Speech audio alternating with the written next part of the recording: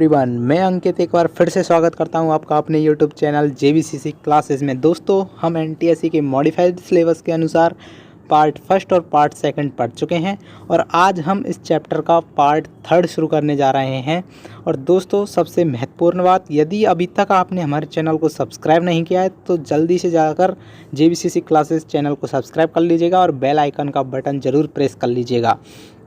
तो दोस्तों, जैसा कि हम पढ़ चुके थे कि वहाँ पे जो फ्रांस है वहाँ पे स्टेट जनरल की मीटिंग हो रही थी। ठीक है, जो प्रीवियस मीटिंग हुई थी स्टेट जनरल की वो 1614 में हुई थी, 1614 में हुई थी।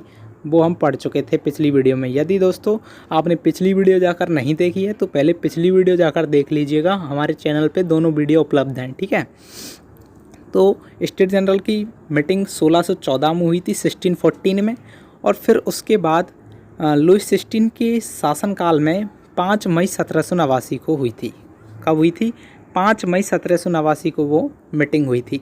फिर उस 5 मई 1789 की मीटिंग में 5 मई 1789 की मीटिंग में दोस्तों वहाँ पे थर्ड स्टेट के लोगों के द्वारा एक प्रपोजल रखा गया कि every person should have one vote and one value. ठीक है, कि प्रत्येक आदमी का एक वोट होना चाहिए और प्रत्येक वोट की जो कीमत है वो एक ही होनी चाहिए। ठीक है, किसी के साथ असमानता का व्यवहार नहीं होना चाहिए। तो फिर जब लुईस 16 ने इस बात को नहीं माना था तो फिर जो आपके थर्ड स्टेट के लोग थे उन्होंने 20 जून 1789 को, कब दोस्तों? 20 जून 1789 को दोस्तों, कब दोस्तों? 20 जून 1789 को दोस्तों अपने आप को वर्सलीज के एक इंडोर टेनिस कोर्ट में बहुत सारे लोग आकर इकट्ठा हो गए। कहाँ पे दोस्तों? वर्सलीज के इंडोर टेनिस कोर्ट में 20 जून 1789 को बहुत सारे लोग आकर इकट्ठे हो गए वहाँ पे, और उन्होंने उसे अपने आप को नेशनल असेंबली घोषित कर दिया। क्या दोस्तों?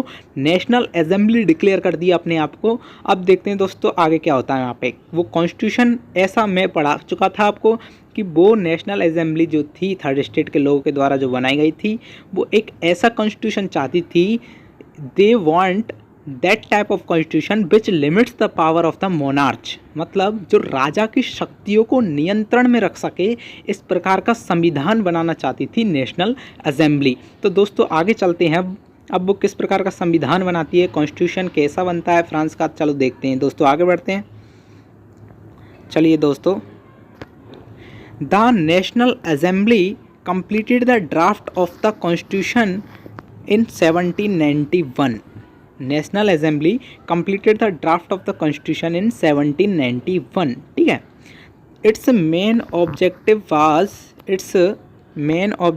was to limit the power of the monarch in France. पढ़ा चुका हूँ, बिल्कुल बता चुका हूँ ये चीज़ कि उसका जो मेन ऑब्जेक्टिव था, मुख्य जो उद्देश्य था नेशनल असेंबली का, वो ये था कि हम ऐसा कॉन्स्टिट्यूशन बनाए, एक ऐसा संविधान बनाए जिसमें राजा की शक्तियों को नियंत्रण में रखा जा सके, that would limit the power of the monarch. ठीक है, और उनके संविधान में these powers were separated and assign to different institution such as legislative, executive और जुडिशरी।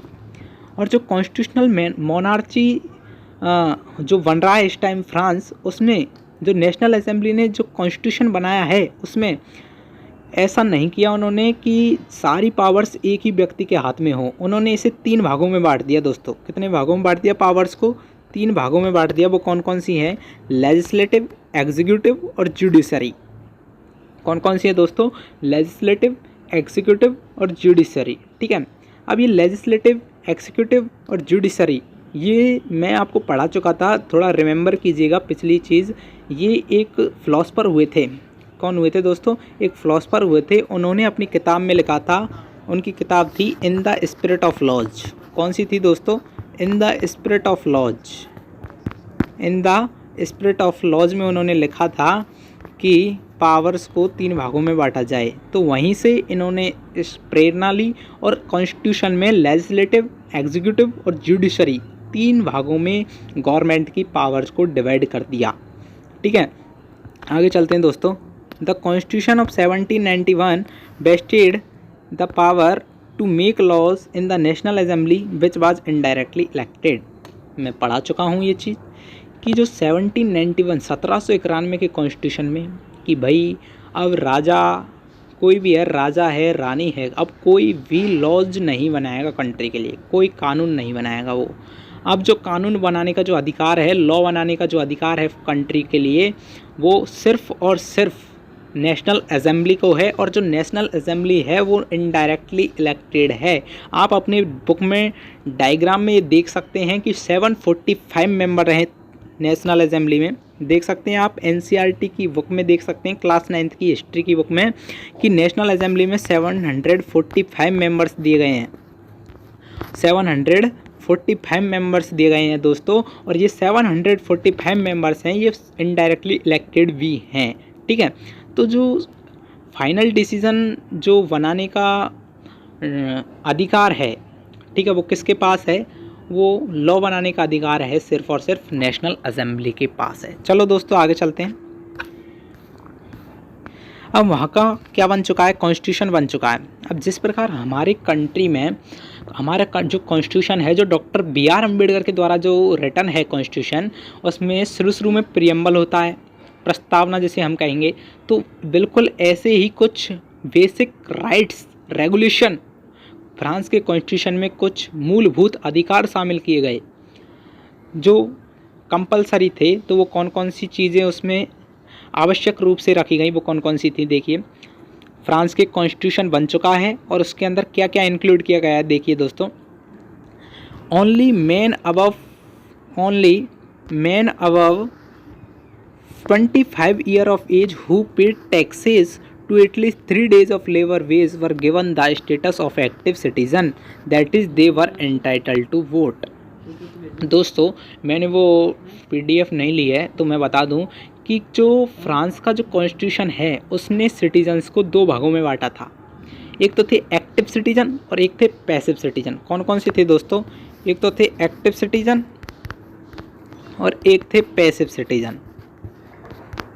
एक्टिव सिटीजन और पैसिव सिटीजन, ठीक है दोस्तों। एक तो थे एक्टिव सिटीजन और एक थे पैसिव सिटीजन। तो एक्टिव सिटीजन वो लोग थे जिन्हें वोट देने का अधिकार दिया गया। कौन थे? वो लोग जिन्हें वोट देने का अधिकार दिया गया। और पैसिव सिटीजन वो लोग थे जिन्हें वोट देने का अधिकार नहीं था।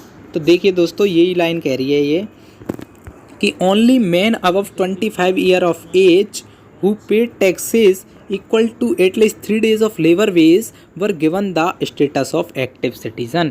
कि एक्टिव सिटीज़न की श्रेणी में, क्लास में उन लोगों को शामिल किया गया जो 25 ईयर से तो ऊपर के हैं, जिनकी एज 25 ईयर से ज़्यादा है और वो अपनी कमाई का, अपनी लेबर वेज का 3 डेज़ का जो अर्निंग है उसको टैक्स के रूप में जमा कराते हों।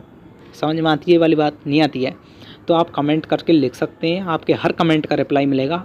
ठीक है दोस्तों, तो देखिए दोस्तों क्या कह रही है लाइन कि ऐसे लोग जो अपनी 3 दिन की कमाई को टैक्स के रूप में भरते हों। जैसे कोई व्यक्ति एक महीने में 30 दिन होते हैं और 30 दिन में वो 30,000 रुपये कमाता है। कितने कमाता है? 30,000 कमाता है दोस्तों। तो यदि वो 3,000 रुपये पे करे, अर्थात 3 डेज़ की उसकी इनकम पे करे टैक्स के रूप में, तो वो ही एक्टिव सिटीज़न की श्रेणी में रखा गया था फ्रांस में। अर्थात एक्टिव सिटीज़न का मतलब उन लोगों को ही वोट डालने का अधिकार दिया गया था। ठीक है, अब चलते हैं आगे दोस्तों। The constitution begin with the declaration of the right of man and women, कि उसमें मैन के लिए और वुमेन के लिए कुछ मूलभूत अधिकार, कुछ बेसिक राइट्स भी रखे गए थे कॉन्स्टिट्यूशन में। क्या क्या रखे गए थे? कि man are born and remain free and equal in right, कि every man have equal right, किसी के साथ भी असमानता का व्यवहार नहीं होगा। प्रत्येक व्यक्ति जन्म से ही इक्वल राइट्स का हकदार होगा। किसी के साथ छुआछूत, इनइक्वलिटी, असमानता, किसी प्रकार का दुर्व्यवहार नहीं किया जाएगा दोस्तों। ठीक है, तो यही वहाँ पे रखा गया था। और क्या कह रहा देखो आगे, the aim of every political association is the preserve the natural and compulsory right of man. ये लाइन ये कह रही है कि जितनी भी पॉलिटिकल एसोसिएशन है, राजनीतिक जो संघ हैं फ्रांस के अंदर, उनका एक ही टारगेट होना चाहिए कि किसी भी मैन का, अर्थात जितने भी आपके पॉलिटिकल एसोसिएशन है, चीफ मिनिस्टर है, वहाँ का प्रेसिडेंट है, कोई पार्टी है, पॉलिटिकल पार्टी है, वो सब एक ही एम होना चाहिए उनका कि वो किसी भी व्यक्ति के जो कंपलसरी राइट हैं उनका हनन ना हो, ऐसा वो काम करें। मतलब वो किसी भी व्यक्ति के कंपलसरी राइट का हनन नहीं होने देना चाहिए। ठीक है, आगे चलते हैं। The sources of all sovereignty reside in the nation. इसका क्या मतलब हुआ भाइयों? सोवरेनिटी यानी होता है संप्रभुता। क्या होता है? हिंदी में बोलते हैं इसको संप्रभुता। आप कहोगे कि सर आप हिंदी में क्यों पढ़ा रहे हो, इंग्लिश में भी पढ़ाते हो, हिंदी में भी पढ़ाते हो। तो दोस्तों मैं इसलिए पढ़ा रहा हूँ कि बहुत सारे बच्चे ऐसे भी हैं जो बिल्कुल प्योरली इंग्लिश नहीं समझ पाते हैं। ठीक है, और अपनी मदर टंग है हिंदी, तो इसमें कोई दिक्कत वाली बात भी नहीं है। ठीक है, तो संप्रभुता कहते हैं सॉवरेनिटी को। तो ये लाइन ये कह रही है कि कोई भी बाहर का नेशन आकर आपके फ्रांस में अधिकार नहीं डाल सकता या कोई भी कानून नहीं बना सकता। जितने भी सोर्सेज हैं डिसीज़न लेने के, वो फ्रांस के लोगों के द्वारा ही लिए जाएंगे सारे डिसीज़न। ठीक है, आगे चलिए। नो ग्रुप और इंडिविजुअल में exercise authority that does not come from the people. वही लाइन है ये कि सारे जो डिसीज़न है वो फ्रांस के लोगों के द्वारा ही लिए जाएंगे, कोई भी विदेश का फॉरेन कंट्री का आकर वहाँ पे अधिकार नहीं जमा सकता। ठीक है, और आगे चलिए। Liberty consist to the limited power of the man. लोगों को दोस्तों फ्रीडम, राइट टू फ्रीडम दिया गया, स्वतंत्रता का अधिकार, लेकिन उतना ही दिया गया, लिमिटेड। ऐसा नहीं कि आपको यदि आप राइट टू फ्रीडम है, आपके पास राइट टू लाइबर्टी है, तो आप किसी के घर में जाके उन्हें मारोगे। नहीं दोस्तों, ऐसा नहीं था। वहाँ पे लिमिटेड रखा गया वहाँ पे कि आप अपनी लिमिट में रहकर ही आपके अधिकारों का फ़ायदा उठाइए भाई साहब। तो liberty consist to the limited power of the man, मतलब लिमिटेड पावर सी दी गई। ऐसे नहीं कि अनलिमिटेड दूसरों को भी मारोगे, नहीं। आगे चलो कि एक ऐसा लॉ बनाया गया, the law has the right to forward only action that are injurious to society. यदि कोई व्यक्ति ऐसा काम करता है जो सोसाइटी के खिलाफ है, फ्रांस सोसाइटी के खिलाफ है, तो उसको सज़ा होगी। इसका भी एक प्रावधान रखा गया, एक ऐसा लॉ बनाया गया। The law has the right to forward only action that are injurious to society, कि जो चीज़ समाज के लिए खतरनाक है, गलत है, ऐसा काम नहीं करेगा कोई, और यदि कोई ऐसा काम करेगा तो उसके लिए कानून बनाया गया, लॉ बनाया गया। ठीक है दोस्तों, law is the expression of general will. इसका मतलब ये है कि law is the expression of general will, मतलब every person is equal before the law, कि कानून के सामने सभी लोग समान हैं। आगे देखें कि no man may be accused, arrested and detained except in case determined by the law, कि किसी भी व्यक्ति को ना तो अरेस्ट किया जा सकता है, ना एक्यूज किया जा सकता है, और ना ही उसे डिटेन किया जा सकता है, सिर्फ एक कंडीशन के अलावा। यदि उसे कानून दोषी ठहराए, यदि उसे लॉ दोषी ठहराए, लॉ कौन? लॉ यदि उसे दोषी ठहराए तो फिर उसे अरेस्ट किया जा सकता है। नहीं तो ऐसे नहीं कि लुइस 16 के शासनकाल में जो होता था, किसी को भी पकड़ के रख दिया जेल में, नहीं। There is no space for monarchy system, there is fully democratic country the France became. ठीक है, तो किसी भी व्यक्ति को बिना किसी कारण के आप अरेस्ट नहीं कर सकते, सिर्फ यदि उसे लॉ दोषी ठहराए तो ही आप उसे अरेस्ट कर सकते हैं। चलो आगे कहते हैं, every citizen may speak write and print freely. Every citizen may speak write and print freely. प्रत्येक व्यक्ति speak write and print freely, उसके ऊपर कोई दबाव नहीं है, वो अपनी बातों को रख सकता है, प्रिंट कर सकता है। ऐसे नहीं कि आप मतलब पहले जो लुइस 16 के काल में होता था वो ये जो था उसके टाइम पीरियड में, कि वो जो न्यूज़पेपर थे उन पर वो दबाव बनाता था कि आप ऐसी ही खबर छापिएगा जो सरकार के विरोध में ना हो। लेकिन अब जो मोनार्ची सिस्टम को इस्टेब्लिश, तो सॉरी मोनार्ची सिस्टम तो अब एलिमिनेट हो चुका है, हट चुका है। तो अब डेमोक्रेसी में ये रखा गया है कि कोई भी व्यक्ति फ्रीली प्रिंट कर सकता है, कुछ भी छाप सकता है। ठीक है, कोई दबाव नहीं है उसके ऊपर। For the maintenance of the public forces, A common tax is payable. और अब भाई साहब देश कैसे चलेगा? तो देश ऐसे चलेगा कि पब्लिक फोर्सेस, देश को चलाने के लिए एक टैक्स पेएबल था, कॉमन टैक्स रखा गया है कि वो तो सबको भरना ही पड़ेगा, ठीक है। Since property is a sacred and inviolable right, no man may be deprived of it. पहले जो लिस्ट सिस्टम के टाइम पीरियड में होता था कि कोई भी आके किसी को भी भगा देता था, 2-4 डंडे जमा के दोस्तों और हटा देता था, लेकिन अब ऐसा नहीं हो सकता। अब क्या है, वहाँ पे डेमोक्रेसी आ चुकी है, कोई भी व्यक्ति किसी की प्रॉपर्टी को छीन नहीं सकता, ठीक है। आगे चलते हैं दोस्तों, कुछ पॉलिटिकल सिंबल्स आपकी बुक में दिए गए हैं, वो देखिए। एक तो है ब्रोकन चेन, बिल्कुल यहाँ से आपको एनटीएससी में दे सकता है कि what represent the broken chain, ठीक है।